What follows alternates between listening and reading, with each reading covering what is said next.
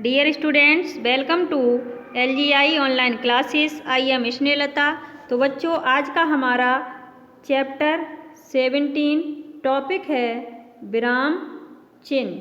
तो इस टॉपिक में हम लोग विराम चिन्ह के बारे में सीखेंगे। जैसा कि हम जानते हैं कि वार्तालाप करते समय अपने भावों के अनुसार हम अपनी वाणी में उतार चढ़ाव लाते हैं। कभी हम अपनी बात को स्पष्ट करने के लिए कुछ देर रुकते हैं, फिर अगला वाक्य बोलते हैं। लिखते समय इसे दर्शाने के लिए इसी तरह लिखते समय इसे दर्शाने के लिए कुछ चिन्हों का प्रयोग करते हैं, जिन्हें क्या कहा जाता है? विराम चिन्ह। और विराम चिन्ह का अर्थ होता है वे संकेत चिन्ह जो हमें बताते हैं कि किसी गद्यांश या पद्यांश को पढ़ते समय हमें कहाँ और कितनी देर रुकना है। तो आज हम इन्हीं चिन्हों के बारे में चर्चा करेंगे। तो सबसे पहले आता है विराम चिन्ह की परिभाषा। देखो, भाषा के लिखित रूप में विशेष स्थानों पर रुकने का रुकने का संकेत करने वाले चिन्हों को विराम चिन्ह कहते हैं। किसे कहते हैं? भाषा के जब हम किसी भी भाषा को लिखते हैं तो उसके विशेष स्थानों पर रुकने का जो संकेत होता है, उसके लिए जो चिन्ह प्रयोग में लाए जाते हैं वही हमारा कहलाते हैं विराम चिन्ह। विराम चिन्ह आपके देखिए 12 प्रकार के, आपकी 8th क्लास में 12 प्रकार के दिए गए हैं। तो देखिए, इसमें पूर्ण विराम, अर्ध विराम, अल्प विराम, प्रश्न सूचक चिन्ह, विस्मय सूचक चिन्ह, उद्धरण चिन्ह, योजक चिन्ह, विवरण चिन्ह और आगे हैं इसमें कोष्ठक, हंस पद या त्रुटि पूरक चिन्ह, निर्देशक, लाघव चिन्ह। तो इन चिन्हों के बारे में हम लोग एक एक करके आगे पढ़ेंगे। तो सबसे पहले आता है आपका पूर्ण विराम। इसका चिन्ह होता है ये वाला। इसमें देखते हैं,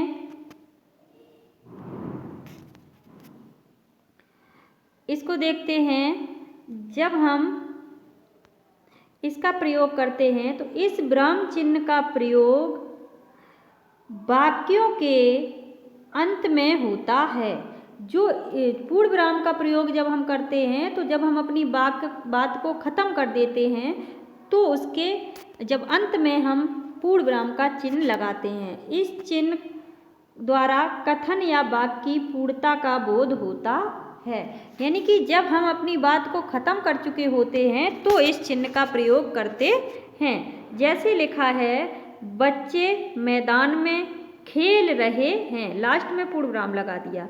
मैं पत्र लिख रहा हूँ, तो लास्ट में क्या किया? पूर्ण विराम लगा दिया। इसी तरह दूसरा आता है अल्प विराम। इसका चिन्ह होता है कोमा, ये वाला। तो इसको देखते हैं। अल्प विराम का अर्थ होता है बहुत कम समय के लिए रुकना, यानी कि क्षणिक समय की।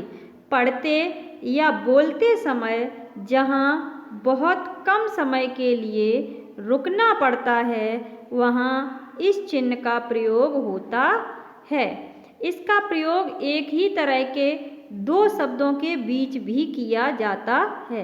कहाँ पर? दो शब्दों के बीच में।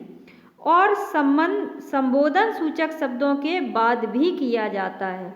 जो संबोधन सूचक शब्द होते हैं उनके बाद में भी किया जाता है। तो देखो, इसमें उदाहरण देखते हैं इसका। जैसे मेज पर आलू, केला और अमरूद रखे हैं। यहाँ पर आलू और केला दोनों एक जैसे ही शब्द हैं। तो यहाँ पे आलू और केला। अब संबोधन के रूप में रवि इधर आओ, तो यहाँ पे क्या है? इसका प्रयोग हुआ है। तो जब क्षणिक समय के लिए रुकते हैं तब इसका प्रयोग करते हैं। दो समान शब्दों के, एक ही तरह के दो शब्द होते हैं तो उनके बीच में करते हैं, और संबोधन सूचक शब्दों के बाद भी करते हैं। अगला आता है हमारा अर्ध विराम। अर्ध विराम का चिन्ह होता है कॉमा, कॉमा के ऊपर छोटा सा बिंदु। तो इसमें देखते हैं, जब पूर्ण विराम से पहले किससे? पूर्ण विराम से पहले तथा कम समय के लिए रुकना होता है, तब वहाँ अर्धविराम चिन्ह का प्रयोग किया जाता है। यानी कि पूर्ण विराम में क्या होता है कि पूर्णतः रुक जाते हैं। इसमें क्या होता है कि पूर्ण विराम से पहले कुछ समय के लिए, क्षणिक समय के लिए रुकना हो तो वहाँ पे हम अर्धविराम का प्रयोग करते हैं। जैसे उदाहरण देखते हैं, जिसे मैं अपना घनिष्ठ मित्र समझता था वही मेरा दुश्मन बन गया। तो यहाँ कुछ समय के लिए रुके तो यहाँ अर्धविराम लग गया। कल मेरे मित्र आए, हम घूमने गए, हमने बहुत मज़े किए। तो जब हम क्षणिक समय के लिए रुकते हैं तो वहाँ अर्धविराम का प्रयोग करते हैं। अगला आता है आपका प्रश्न सूचक। प्रश्न सूचक चिन्ह का चिन्ह होता है ये वाला।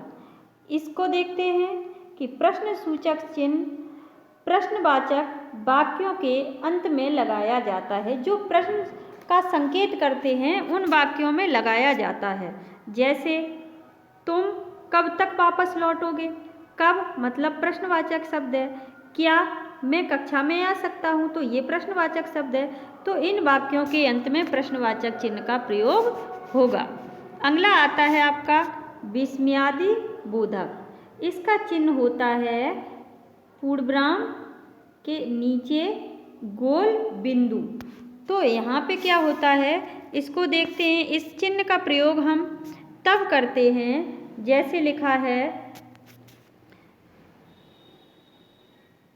जैसे हर्ष, घृणा, शोक, विस्मय आदि भावों को प्रकट करने के लिए तथा संबोधन के लिए जिस चिन्ह का प्रयोग किया जाता है उसे विस्मयादि बोधक चिन्ह कहते हैं। किसे?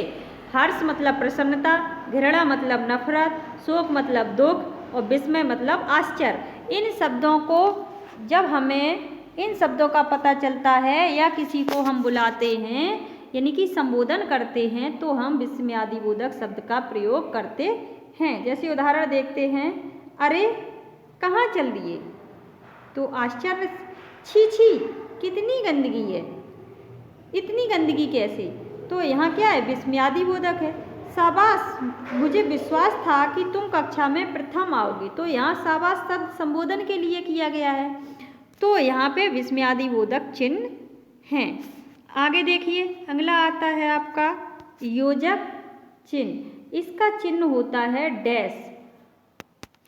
इसको देखते हैं, जब दो या दो से अधिक शब्दों को जोड़ने, तुलना करने, युग्म शब्द आदि में योजक चिन्ह का प्रयोग होता है। युग्म का मतलब होता है जोड़ा। जैसे उदाहरण दिया गया है, मजदूर दिन रात काम करता है। तो रात और दिन दो शब्दों युग्म में यानी कि जोड़ा है। सुबह उठकर माता पिता को प्रणाम करो, तो जोड़ा है। तो दो शब्दों को आपस में जोड़ने का काम करते हैं। जब किसी की तुलना की जाती है तो इस चिन्ह का प्रयोग किया जाता है। और जब दो युग्म शब्द होते हैं यानी कि जोड़ा वाले शब्द होते हैं तो उनमें भी योजक चिन्ह का प्रयोग किया जाता है। अगला आता है आपका उद्धरण चिन्ह। इसका चिन्ह होता है, एक तो डबल इन्वर्टेड कॉमा वाला होता है तो वो ऐसा होता है, और एक सिंगल वाला होता है। देखो इसमें जैसे लिखा है, दोहरे उद्धरण चिन्ह का प्रयोग किसी के द्वारा कहे गए कथन को ज्यों का त्यों उद्धृत करने यानी कि लिखने तथा एकहरे उद्धरण चिन्ह का प्रयोग नाम, उपनाम या किसी पुस्तक के नाम पर विशेष बल देने के लिए किया जाता है। जो जहाँ पे डबल लगा होता है वहाँ पे जब किसी के द्वारा कही गई बात ज्यों की त्यों लिखी जाती है तो दोहरे उद्धरण चिन्ह का प्रयोग करते हैं। और जब किसी का नाम लिखते हैं, उसका उपनाम लिखते हैं या किसी पुस्तक का नाम लिखते हैं, जब उस पर विशेष बल दिया जाता है तो वहाँ पे एकहरे उद्धरण का प्रयोग करते हैं। जैसे लाल बहादुर शास्त्री ने कहा था, क्या? जय जवान जय किसान। अब यहाँ पे दोहरा उद्धरण हो गया। यहाँ मधुशाला हरवंश राय की श्रेष्ठ काव्यकृति है। तो यहाँ पुस्तक शब्द के नाम पर विशेष बल दिया गया है, तो यहाँ पे उद्धरण चिन्ह होगा। आगे देखते हैं विवरण चिन्ह। विवरण चिन्ह का मतलब होता है, 2 पॉइंट होते हैं इसके, एक तो ऐसे विसर्ग करके लगा देते हैं या फिर योजक करके लगा देते हैं। विवरण का मतलब होता है जब किसी विषय को अथवा बात को समझाने के लिए, निर्देश के लिए अथवा किसको समझाने के लिए अथवा निर्देश के लिए विवरण चिन्ह का प्रयोग किया जाता है। किसी बात को समझाने के लिए या फिर निर्देश देने के लिए इस चिन्ह का प्रयोग किया जाता है। जैसे संज्ञा के 3 प्रमुख भेद होते हैं, इस तरह से हमने चिन्ह लगा दिया। व्यक्तिवाचक संज्ञा, जातिवाचक संज्ञा और भाववाचक संज्ञा। तो यहाँ पे इस चिन्ह का प्रयोग होता है। अगला आता है आपका हंस पद या त्रुटि पूरक चिन्ह। ऐसे करके जब हम ये कर देते हैं तो यहाँ पे हंस पद का या फिर हम ऐसे भी लगा देते हैं या फिर ऐसे भी लगा देते हैं, ये हमारा हंस पद का चिन्ह होता है।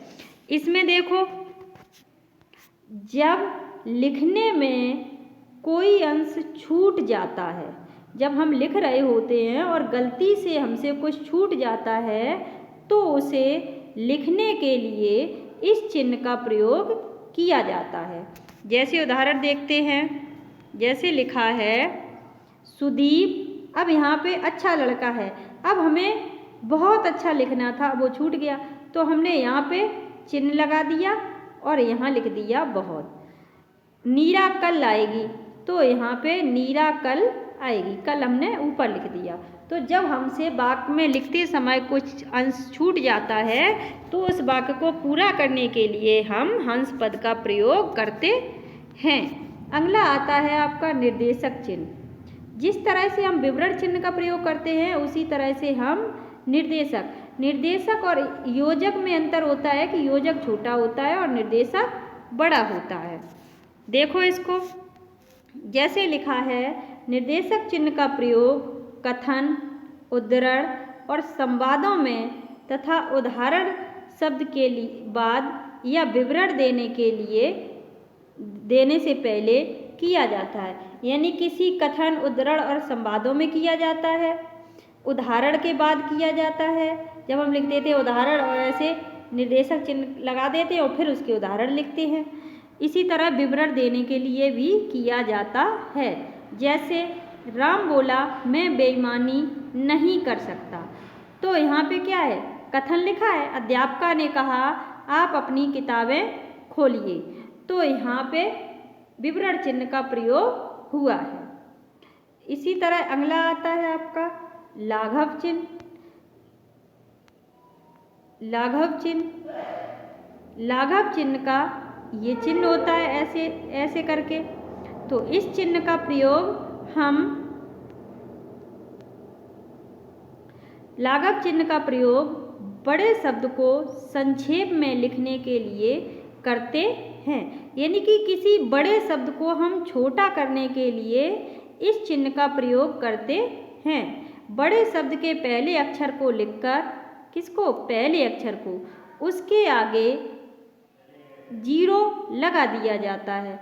जैसे पंडित, इतना पूरा शब्द है पंडित और यहाँ पा बना करके बिंदु लगा दिया। डॉक्टर, तो डॉ लिख करके बिंदु लगा दिया। डॉक्टर सुनील कुमार जैन, तो डॉक्टर सुकुमार जैन। तो इस तरह से हम लोग, ये यहाँ पे लिखा हुआ है तो इस तरह से हम लोग लिख देते हैं। ठीक है, तो आशा करते हैं कि आपको ये चैप्टर अच्छे से समझ में आया होगा। इसको रीड करें, नोट्स बनाएं। धन्यवाद।